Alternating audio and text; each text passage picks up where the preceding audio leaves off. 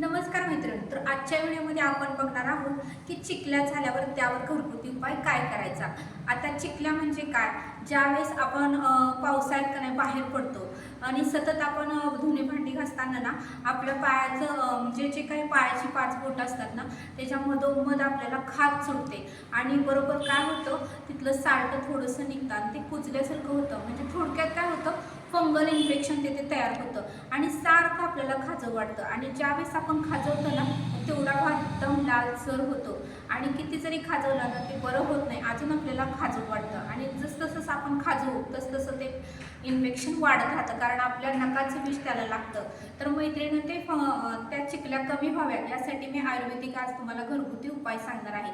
तर ह्या कशामुळे होतात माहिती का, आता पावसाळा चालू आहे, आपण ज्यावेळेस टू व्हीलरवरनं जातो आणि बरोबर सिग्नल पडतो, मग त्यावेळेस आपल्याला थांबावं लागतं। मग जिथं थांबतो ना तिथं खालच्या साईडला पाणी भरपूर असतं आणि काय होतं, मग आपण पाय खाली ठेवतो आणि पाय खाली ठेवलं की बरोबर ते पाणी आपल्या पायाला लागतं आणि पाण्यामध्ये भरपूर जंतू असतात आणि गढूळ पाणी असतं आणि त्यामुळे काय होतं, आपल्या पायाचे जे आपल्या पायामधले जे बोटामधले जे गॅप असतो ना तिथं बरोबर ते जंतू लागतात आणि तिथे आपल्याला खाज उठते आणि चिखल्या तयार होतात। आता आमच्या इकडे तर पायांना चिखल्या म्हणतात, तुमच्या इकडे काय म्हणतात माहिती नाही, तर त्यावर मी आज तुम्हाला घरगुती उपाय सांगणार आहे। हा जर उपाय तुम्ही रात्री झोपताना केला तर तुम्हाला 2 दिवसात 100% फरक पडणार आहे। तर चला करूया सुरुवात।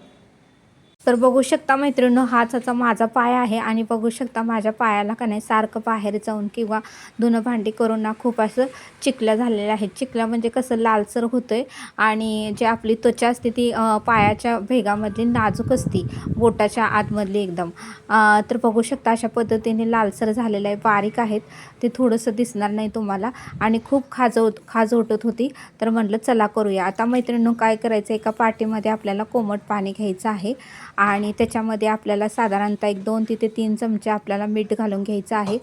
कसं मिठामध्ये ना आपले जे काही पाय असतात ते स्वच्छ निघतात आणि पाय स्वच्छ झाल्यानंतरच आपल्याला काय करायचं आहे, ते हळद त्याला लावून घ्यायची। अशा पद्धतीने पूर्णपणे 5 ते 10 मिनटं तुम्ही मिठाच्या पाण्यामध्ये पाय ठेवा आणि नंतर मात्र कॉटनच्या कपड्याने स्वच्छ असं पुसून घ्या। बघा आता 5 ते 6 मिनटं स्वच्छ माझे पाय धुतलेले आहेत मी मिठाच्या पाण्याने। मीठ हे जंतुनाशक असल्यामुळे आपल्याला मिठाच्या पाण्याने कोमट पाण्याने पाय धुवून घ्यायचा आहे। अशा पद्धतीने एक डिश घ्या आणि नंतर एक अर्धा ते 1 चमचा तुम्ही हळद घ्या। तुम्हाला दोन्ही पायांना लावायचे असेल तर 1 चमचाभर हळद खूप झाली। जास्त जर अजून कोणाला घरच्यांना लावायचं असेल तर 2 चमचे तुम्ही हळद घ्या मैत्रिणींनो आणि पूर्णपणे हळद तेलामध्ये भिजल एवढं तेल आपल्याला ओतून घ्यायचं आहे। आपल्याला खोबरेल तेल, शुद्ध खोबरेल तेल पाहिजे मैत्रिणींनो, कुठलंही घरगुती केलेलं नको आहे, आपल्याला शुद्ध पॅराशूट किंवा नारियलचं तेल हवं आहे मैत्रिणींनो।